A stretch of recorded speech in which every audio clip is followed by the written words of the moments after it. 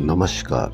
राजस्थान की तमाम फटाफट खबरों में आपका स्वागत है। खबरों के लिए आपसे निवेदन कि यदि आपने राजस्थान की खबरों के लिए आपके अपने चैनल को सब्सक्राइब नहीं किया है तो कृपया करके आपके अपने चैनल को सब्सक्राइब करना ना भूलें। आप सब्सक्राइब करते हैं तो हमें हिम्मत होती है सही और सच्ची खबरें आप तक पहुंचाने की। तो क्या है आज बड़ी खबर, घर से 50 तोला सोना हुआ चोरी, 15 दिन बाद चोरों ने 35 तोला वापस फेंक गए। जी हाँ, ये एक बहुत बड़ी खबर। ओटीएस में पब्लिकेशन ऑफिसर महिला के घर से 25 अक्टूबर को 50 तोला सोने के जेवर चोरी के मामले में नया मोड़ ले लिया है। पीड़ित परिवार को रविवार सुबह 35 तोला सोने के जेवर पर्स में बंद घर के पीछे लॉन में मिल गए हैं। चोरों से अब भी 15 तोला सोने के जेवर और 50,000 रुपए बरामद होना बाकी है। वहीं जयपुर के नाहरगढ़ बायोलॉजिकल पार्क में मादा भालू ने एक शावक को जन्म दिया। मादा भालू झुमरी और शावक पूरी तरह से स्वस्थ हैं। मालूम हो कि नर भालू शंभू और मादा भालू झुमरी के जोड़े ने 2 साल बाद शावक को जन्म दिया है।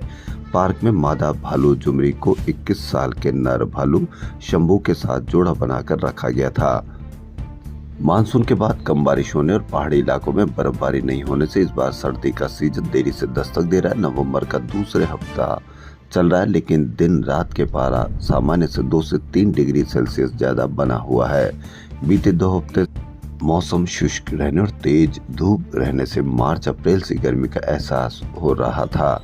तापमान में लगातार उतार चढ़ाव का दौर बना हुआ है। राजस्थान को टीबी मुक्त करने के लिए कदम बढ़ाया गया। निक्षय पोर्टल पर पंजीकृत मरीजों के खाते में केंद्र सरकार के निर्देश पर पोषण के लिए अब 1,000 रुपए डाले जाएंगे।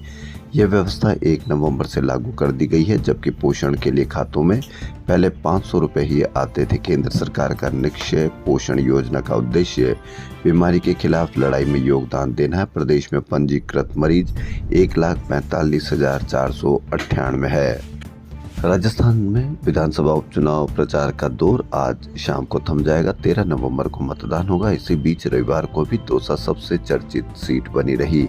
यहां सीएम भजनलाल शर्मा ने डॉक्टर किरोड़ी लाल मीणा के साथ प्रत्याशी जगमोहन मीणा के समर्थन में रोड शो करके वोट मांगे और ताकत दिखाई। सीएम ने कार पर खड़े होकर लोगों को संबोधित किया और कहा कि अगले माह ईआरसीपी का शिलान्यास होगा। वह बोले कि जब से भाजपा की सरकार बनी है, एक टीस मेरे मन में थी, मैं दौसा में भरपूर विकास करना चाहता हूं, जो अब हो रहा है। सरकार विकास के संकल्प के साथ आई है। हम हर वर्ग के लिए काम करेंगे। युवा चिंता न करें, हमने जो कहा है वह करके दिखाएंगे। दौसा में ही कांग्रेस नेता सचिन पायलट ने प्रत्याशी डीसी बैरवा के समर्थन में जनसभा की और कहा कि ईआरसीपी का एमओयू तो दिखा दो। किसी को पता नहीं एमओयू में क्या लिखा है।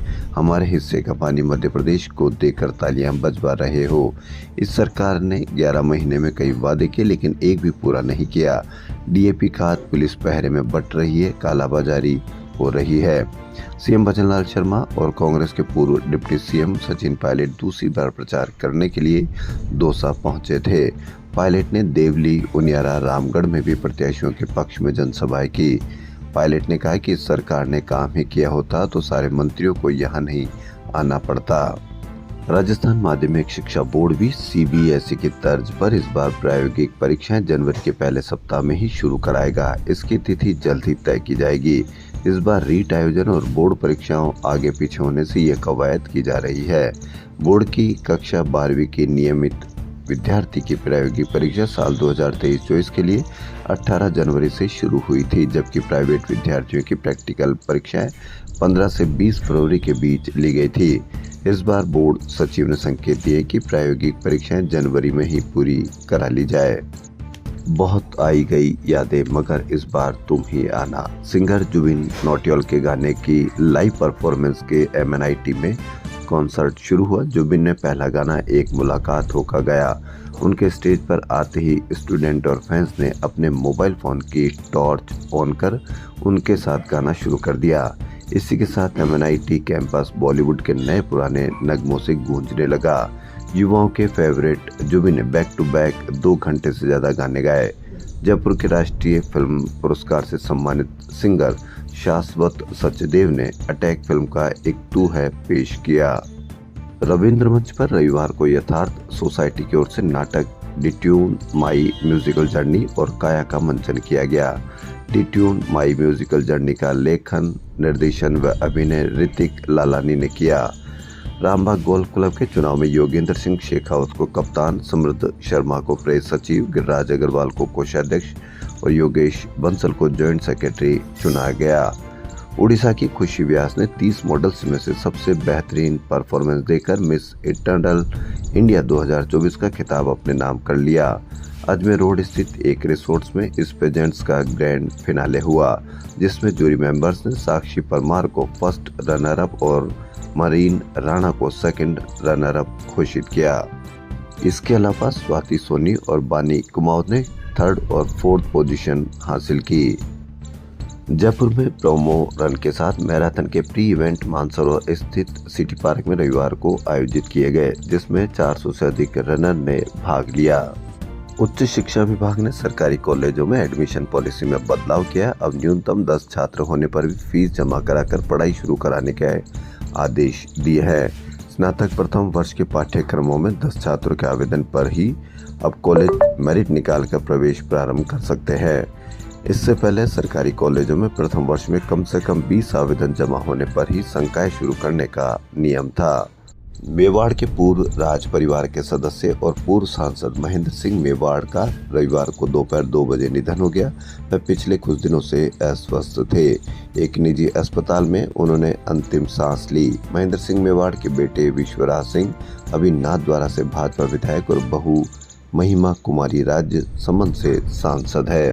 राजस्थान विश्वविद्यालय में प्रशासन की अनदेखी का खामियाजा छात्रों को भुगतना पड़ रहा है। बार काउंसिल ऑफ इंडिया नई दिल्ली के निर्देश पर विश्वविद्यालय ने आनन फानन में सत्र 2024-25 में 3 साल की कानून की डिग्री में सेमेस्टर सिस्टम तो लागू कर दिया, लेकिन प्रवेश लेने के 4 माह बाद भी वेबसाइट पर सिलेबस तक नहीं डाला है। ये खबर दैनिक भास्कर की। 3 वर्षीय कानून की डिग्री में सेमेस्टर सिस्टम लागू, अभी तक सिलेबस घोषित नहीं। बढ़ती उम्र बीमारियों को न्योता देती है, साथ साथ आज की भागदौड़ भरी जिंदगी में तनाव और अलगाव बुजुर्गों को बीमार बना रहा है। तनाव के कारण बुजुर्गों को न केवल ब्लड प्रेशर बल्कि मधुमेह भी बढ़ रहा है। ऐसे में बीमारी के लक्षण होने पर तुरंत डॉक्टर से सलाह लेनी चाहिए और जांच कराकर समय पर इलाज लेने पर स्वस्थ रह सकते हैं। ये जानकारी RUHS के पूर्व कुलपति और SMS मेडिकल कॉलेज के पूर्व प्राचार्य डॉक्टर सुधीर भंडारी ने national academy of medical sciences Rajasthan chapter की ओर से आर्यू के भूगोल विभाग में रविवार को सीनियर सिटीजन को स्वास्थ्य जागरूकता पर हुई कार्यशाला के दौरान दी। SI भर्ती 2021 को रद्द करने की मांग को लेकर रविवार दोपहर में 2 युवक सरस पुलिया के पास जयपुर में हिम्मतनगर पानी की टंकी पर चढ़ गए। उन्होंने बैनर को पानी की टंकी पर लगाकर SI भर्ती को रद्द करने के कारणों के बारे में बताया। उन्होंने वीडियो जारी कर सरकार से मांग की कि सरकार जल्द इस भर्ती परीक्षा को रद्द कर बेरोजगार युवकों के साथ न्याय करे। सूचना पर पुलिस मौके पर पहुंची। दोनों युवकों को टंकी से नीचे उतारने को लेकर DCP ईस्ट तेजस्विनी गौतम सहित पुलिस अधिकारी, कलेक्ट्रेट नागरिक सुरक्षा की टीम, फायर ब्रिगेड देर रात तक प्रयास करती रही। श्री कुमावत क्षत्रिय सामूहिक विवाह समिति का 33वां युवक युवती परिचय सम्मेलन व दीपावली स्नेह मिलन समारोह को रविवार को मानसरोवर स्थित बाबुल पैराडाइज में आयोजित किया गया। समिति के महामंत्री कमलेश कुमार मारूठिया ने बताया कि सम्मेलन में समाज के 150 से अधिक युवक युवतियों ने अपना परिचय दिया। मौके पर अध्यक्ष रूडमल कारकवाल, कार्यकारी अध्यक्ष बाबूलाल सिरस्वा, कोषाध्यक्ष राम नारायण बाबेरीवाल, नवल सरथलिया, सुरेश धुमोनिया, राजकुमार धुमोनिया, अशोक भोड़िया, गणेश कुदीवाल, सुरेंद्र मारूठिया, भीम सिंह बदानिया, शंकरलाल मामोड़िया, भोलाराम मारवाल आदि सदस्य मौजूद थे। पुष्कर मेले में रविवार को एक घोड़ी 4.5 लाख रुपए में बिकी। मेले में अब तक की यह सबसे महंगी घोड़ी बिकी है। सफेद रंग की ये घोड़ी नुकरी नस्ल की। इतनी महंगी घोड़ी खरीदने के संबंध में अब्दुल ने कहा कि इसका रंग सफेद है और उसे पसंद आ गई, इसलिए खरीद ली। इस बार मेले में 4633 घोड़ी आए। इनमें से 650 अश्व की खरीद फरोख्त हुई। कांग्रेस के प्रदेश अध्यक्ष गोविंद सिंह डोटासरा ने रविवार को सालुम्बर में हुई जनसभा में सरकार व भाजपा नेताओं को जमकर कोसा। उन्होंने कहा कि मंत्री और विधायक कह रहे हैं कि हमारी सुनवाई नहीं हो रही, सीएम के पास जाओ तो वह अधिकारियों के पास भेज देते हैं। डोटासरा ने कहा कि किरोड़ी लाल मीणा 3 माह से सो रहे थे और अब भाई को टिकट मिल गई तो चुनाव के मैदान में आ गए। डोटासरा ने कहा कि लोकसभा चुनाव में रघुवीर मीणा से चर्चा हुई थी, उन्होंने चुनाव लड़ने से इनकार कर दिया था। उपचुनाव के समय रघुवीर मीणा से चर्चा हुई तो ये फीडबैक मिला कि भारत आदिवासी पार्टी के लोग युवाओं को भ्रमित कर रहे हैं। कांग्रेस एकजुट होकर चुनाव लड़ती है तो विधानसभा से लेकर पंचायती राज के चुनाव में कांग्रेस की विजय होगी। वहीं विधानसभा के नेता प्रतिपक्ष टीकाराम जूली ने भाजपा के पूर्व प्रदेश अध्यक्ष सतीश पूनिया की से चुनावी सभाओं में लगाए नारे पर कड़ी आपत्ति जताई है। चुनाव आयोग से पूनिया के खिलाफ सख्त कार्रवाई करने की मांग की है। जूली ने भाजपा नेताओं को चेताया कि वह समाज में जहर घोलने का काम नहीं करे। नेता प्रतिपक्ष टीकाराम जूली ने आरोप लगाया कि देवली उनियारा विधानसभा क्षेत्र में भाजपा की चुनावी सभा में भाजपा के पूर्व प्रदेश अध्यक्ष सतीश पूनिया ने बटेंगे तो कटेंगे शब्द का इस्तेमाल कर चुनाव में घृणा, भय और अराजकता उत्पन्न करने की कोशिश की। भाजपा नेता प्रदेश में घृणा और भय उत्पन्न करने पर उतर आए हैं। मतदाताओं को भयभीत और गुमराह करने की कोशिश की जा रही है। जूली ने कहा कि प्रदेश की जनता जागरूक है, वह भाजपा की घृणास्पद राजनीति के झांसे में नहीं आएगी, लेकिन ऐसे घृणास्पद नारे लोकतंत्र और संविधान के खिलाफ है। इसलिए चुनाव आयोग संज्ञान लेकर कार्रवाई करे। इस पर आप अवश्य ध्यान दें कि क्या कार्रवाई की जा पाएगी या नहीं, इस पर भी आप अवश्य कमेंट करें।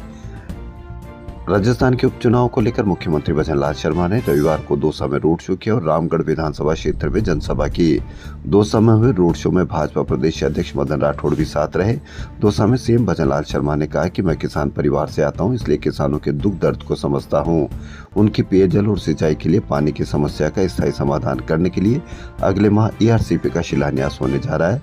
उन्होंने युवाओं को आह्वान करते हुए कहा कि किसी भी प्रकार की चिंता न करें, राज्य सरकार उनको सरकारी और निजी क्षेत्र में भरपूर रोजगार देगी।